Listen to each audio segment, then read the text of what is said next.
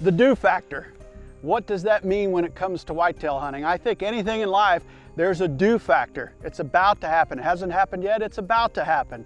Coondog and I set out on a little bit of a journey there in North Missouri after 1 or 2 specific bucks coming to a food plot based on our stealth cameras. We had great summer pictures, and then they started daylighting. You know, we go into this phase called greener pastures, and it's that, in basic terms, all the green defoliates in the beans, the corn has turned brown, and all of a sudden deer will go from this large exhale where they're all over the landscape, and then one good green food source can inhale that entire herd, and that's what we tried to accomplish down in this bottom. It's a bottom with a history, a phase with a history, and then you'll see the ending. This buck's time finally ran out because he was due.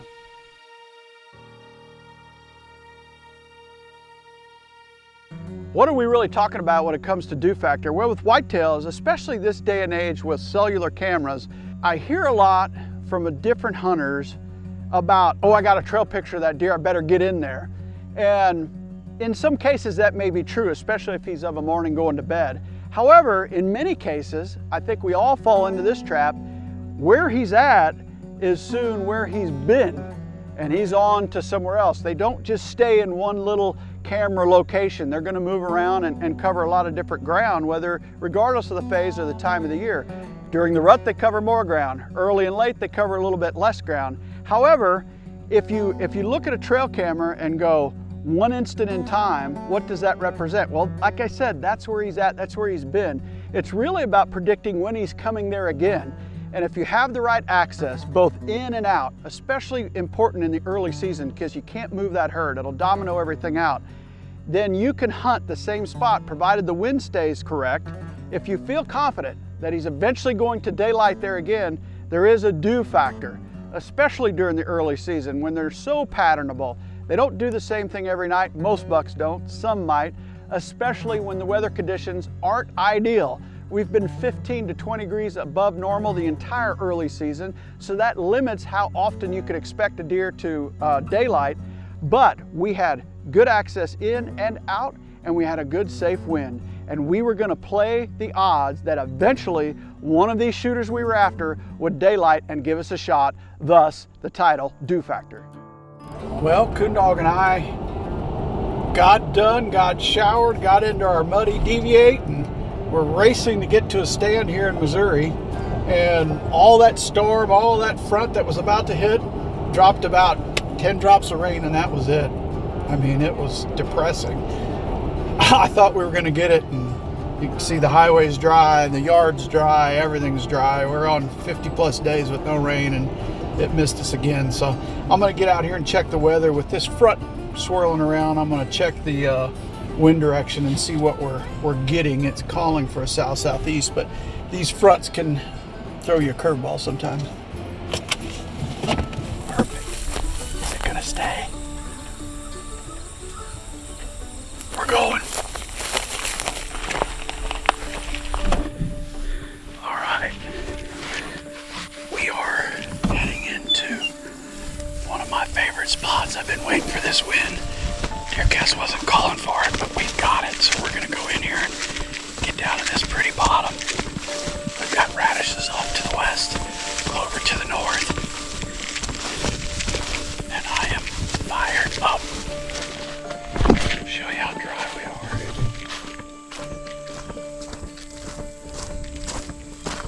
Just so dry. Alright, we just got in. We swapped things around. We have clover to the north, radishes to the west. It's always been the opposite.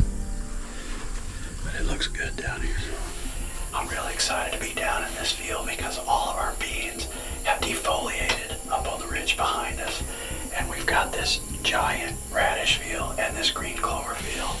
And historically, this is a very good spot this time of the year here during phase one. Once everything defoliates, they come down to this bottom for this green field. So we'll see if it works tonight. We've got the weather for it to work because we dropped 20-some degrees from what we were seeing today to where that temperature's at right now. So we'll see if we can make it happen. We're pretty excited to be here. Dog got it done last night. We'll see if we can't go back to back. Rain, rain, rain, rain, rain,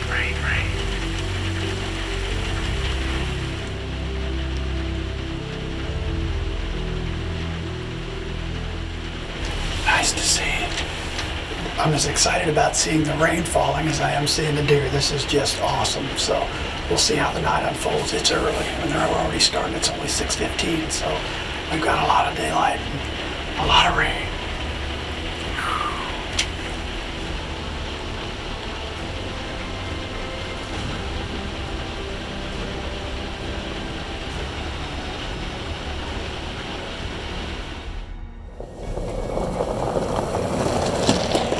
Hot this morning, it's even hotter right now. We should be watching college football today instead of going hunting, dog. Oh, you ain't gonna kill them on the couch. No, we're not. Tonight's really the only night that we've got a wind to go down into this bottom where I want to go. Dog and I tried to sit here one other time and we didn't have a great sit. So we're gonna try and climb down in that bottom again today, either have a heat stroke or kill a deer.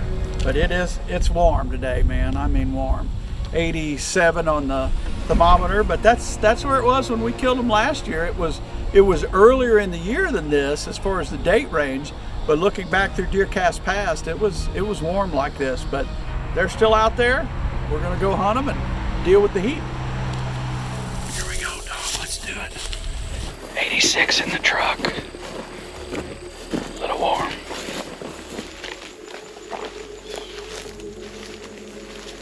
If we can get in clean, I'll sure feel a lot better. Access is everything, especially this time of the year when they're not moving very far.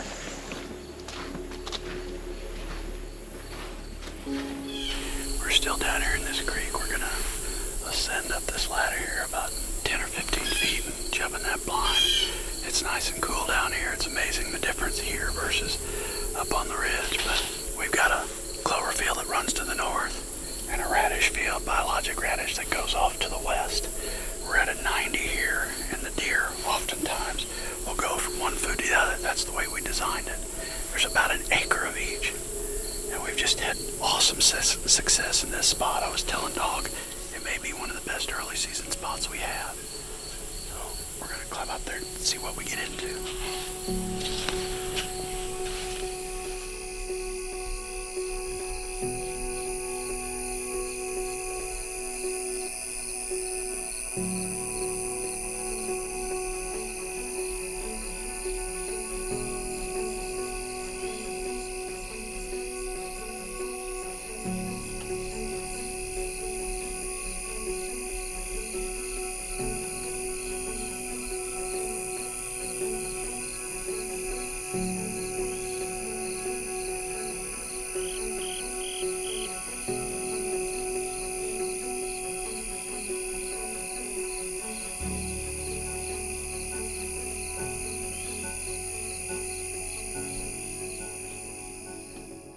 You know, this bottom is so good because it's almost like a bottom of a bowl as the water drains out. Man, those deer come from all the different crop fields and then hone in on that green field. And we've had great luck in this bottom. I talked about a phase with a history. We love greener pastures. This is the time of the year they get off those bean fields, hit the green fields or acorns, whatever the food source is, and then a spot with a history.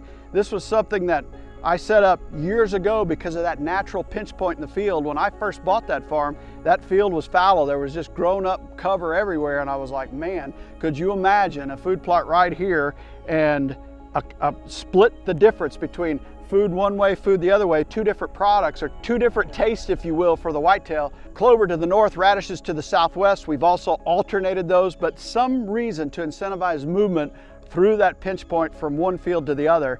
And we got it all set up, and it has produced over and over and over again. It's a natural spot. You just don't find many of these out there.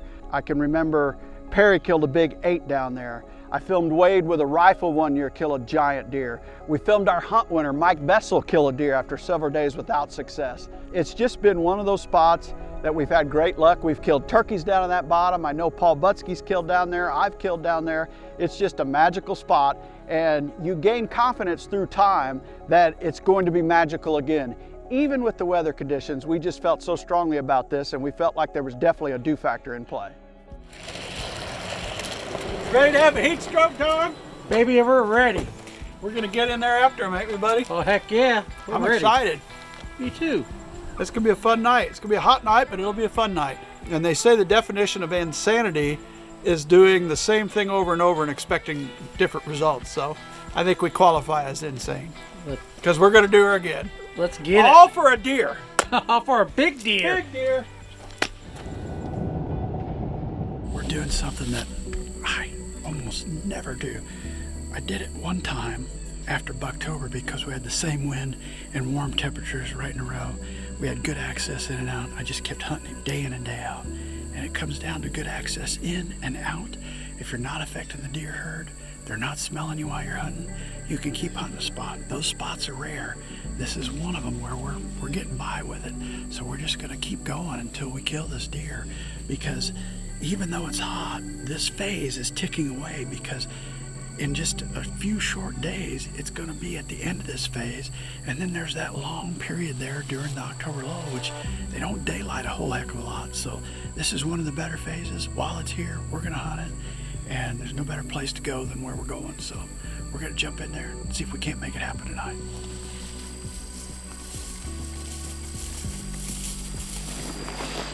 There we go, brother.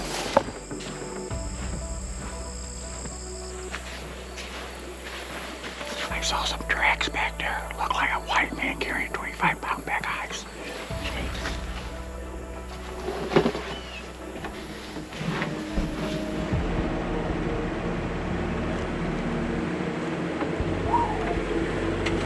Started to move out there. We had a fawn out here earlier when we crawled up. Luckily we got in, and now it's a little before 6 and there's already some does out, so good start.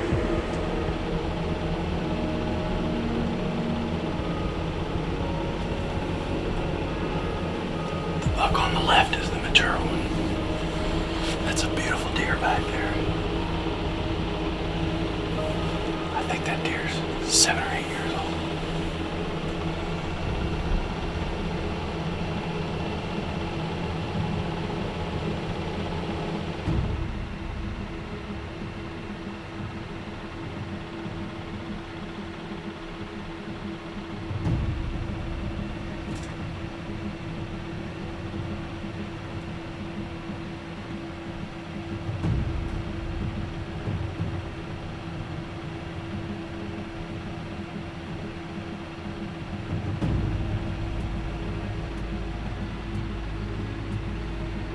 Small bucks, 2 of them.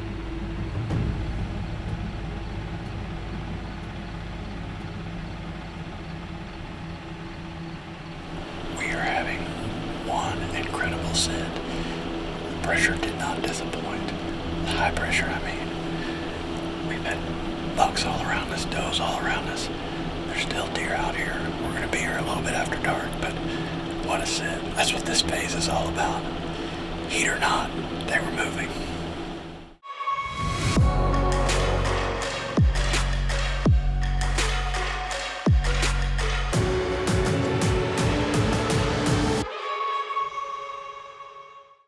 All right, so you're coming along with us on this journey after these shooters. We went there one night when we had our wind, then we had to back off for a few days. Then we had the same wind, same hot temperatures, almost identical conditions several days in a row looking at DeerCast. And we said, man, this is our period. Let's just hit it every single day. If we could survive the heat and survive being in that particular blind each individual evening so we don't have some sort of heat stroke, we could get this deer killed. We needed an edge though. We knew we needed an edge, and we didn't know where that edge was gonna come from. And then finally on our 4th sit in a row, 5th sit total, we got the edge we were looking for.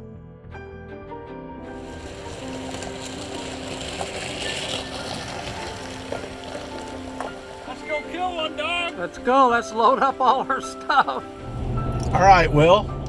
We've got just a few more nights before Mom comes up, and we've got the right wind, and keeping with our strategy, we're going to continue to go into that same spot and see if we can't make it happen with one of those 2 targets.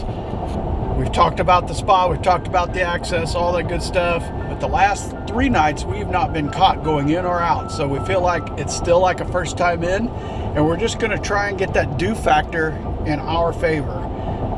The more we sit there, the more likely the odds that he's going to walk out, even though we are 15 degrees above normal temperatures. But we're going to go in there, and see if we can't have a good sit tonight.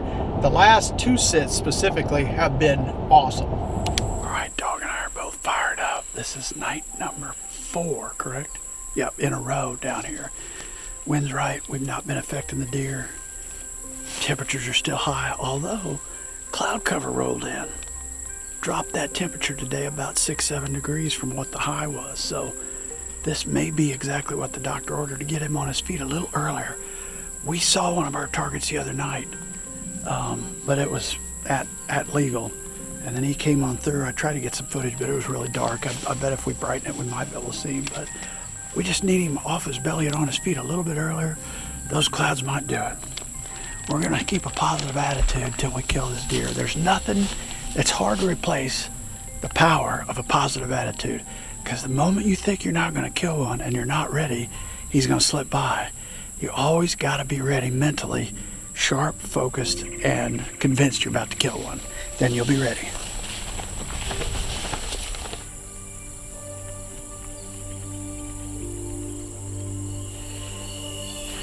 This tactic that we're kind of trying to work on the do factor, if you will, because we're not affecting any deer movement and they keep moving and nothing's winning us, nothing's reacting on our way in or out. I did this same thing on Bucktober years ago where I just kept hunting and hunting and hunting. Great access, do factor hit, finally killed the deer one morning. Hopefully the do factor clicks into play down here. OSHA approved. I said OSHA approved.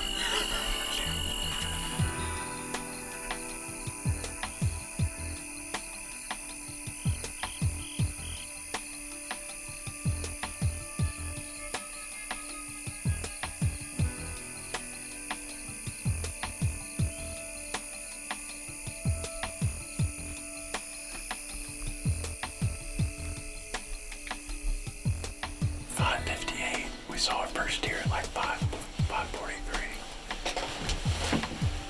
Typically, early movement is indicative of good movement, buck movement. You gotta get the does on their feet, or it helps when they're on their feet early, because it tells you that the whole herd might get on their feet early. We got the pressure, we got the temps, we got our clouds. A little different tonight, different feel, they're moving early. Could be the night, brother. Could be the night.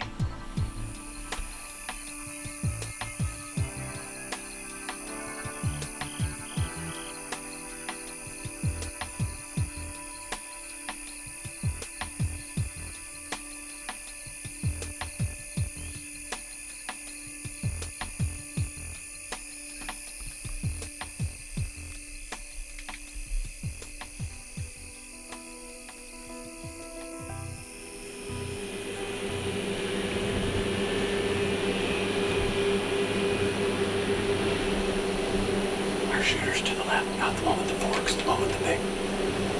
Right here. Here, get the camera. Get him, Mike. Get him, Mike.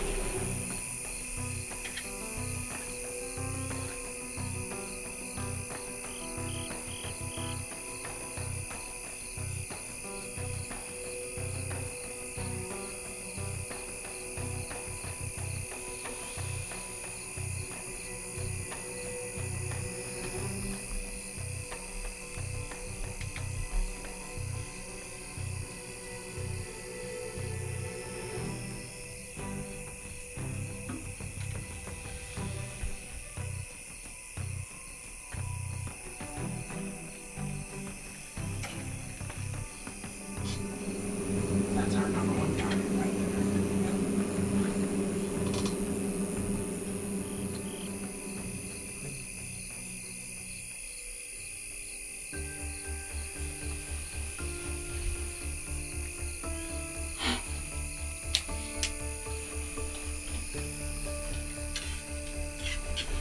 You gotta be kidding me.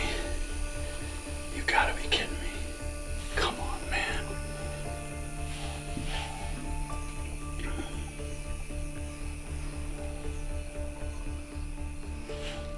What are the odds of that, Dog? 3 different shooters walking each other across the field, of which I thought the oldest, widest deer would be the most dominant, but he wasn't. That 9 point was walking him around. that 9-point's big. That's why you hunt right there, because you never know when you're going to see something from your dreams right there. Like that was out of our dreams right there, dog. And only during this phase are you going to see bucks tolerating each other like that. Still like it's summer, the testosterone's starting to rise. They won't be friends much longer, and you can already see it starting to boil a little bit. Whew. Everything worked. They just didn't get close enough, but they don't know we're here. Awesome. Oh, there's one back out. Pop back out, the big 9. He might walk it, dog. He's coming. He's coming.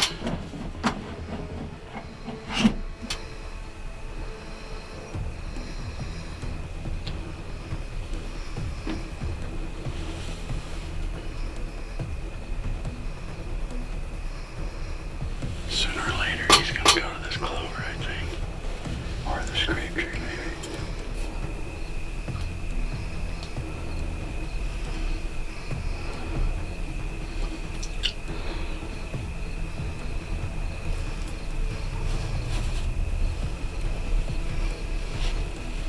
Come on, you gotta be kidding me, man. He's coming.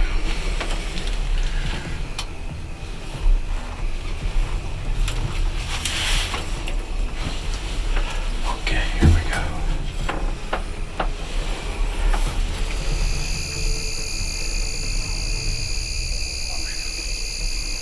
Ready? Yeah. Got him. Watch him, watch him, watch him. Hold on. Out the corner. We got him, baby. We got him, dog. Did you get it good, buddy? We just killed that big sucker. That game changed in a hurry. Came in here with 2 targets. He quickly became the 3rd when I saw him. Man, he walked what was my #1 target off. I looked at that deer and I'm like, this deer's much bigger body, looks older. And we just got it done, baby. It paid off. Oh, baby, oh. Little weather drop. And we just got it done. Dog, yes! How about that? I think it smoked him, didn't it? Just a little high long. Just boom, boom, right through him. What a hunt, buddy. 4 days sitting inside this hot box, but they never knew we were here. And today things changed. Clouds mean different things in the early season than they do late season. It's why we did DeerCast. There are a variety of different triggers.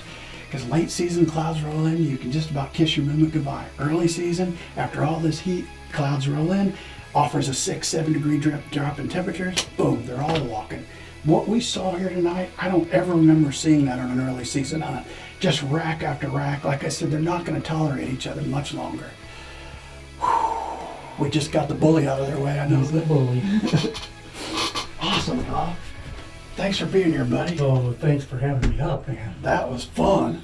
That was awesome.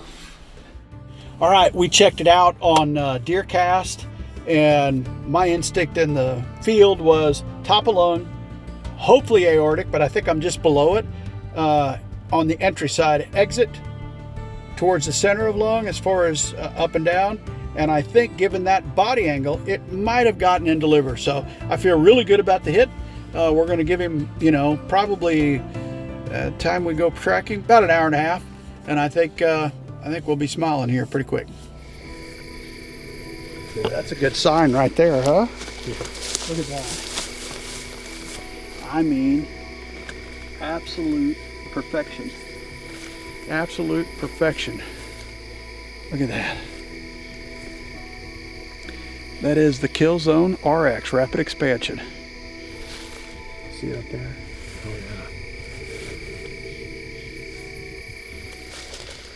yeah. Watch the blood. Oh, look here to the right. Look at that. He didn't go nowhere off the field edge. Look at him. Look at that, baby. We got it. Bam, baby. Pow, baby, pow. Woohoo.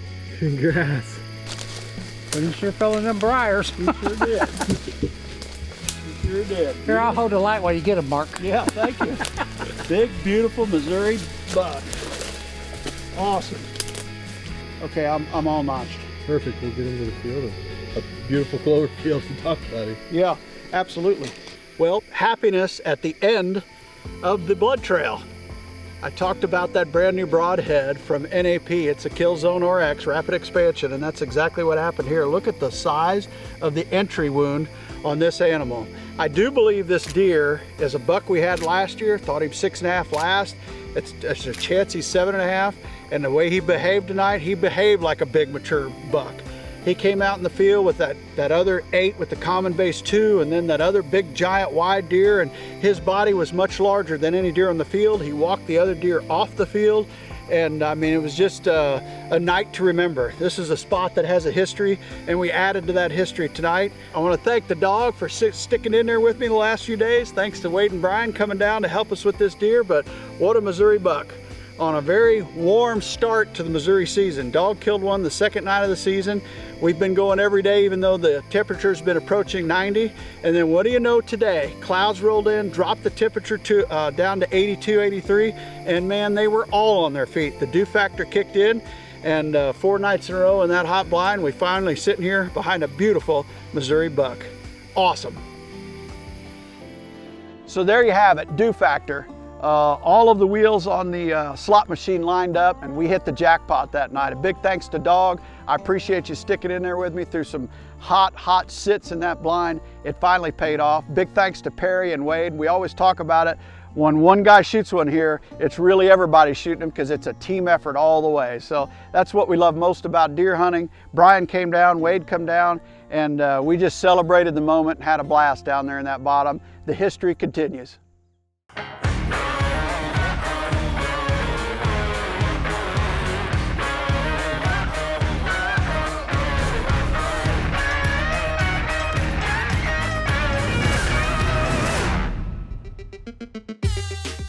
We're adding new videos every week, so make sure to click that subscribe button and check out all of our amazing content. This episode of DoD TV was brought to you by Victory Archery, the Carbon Arrow experts.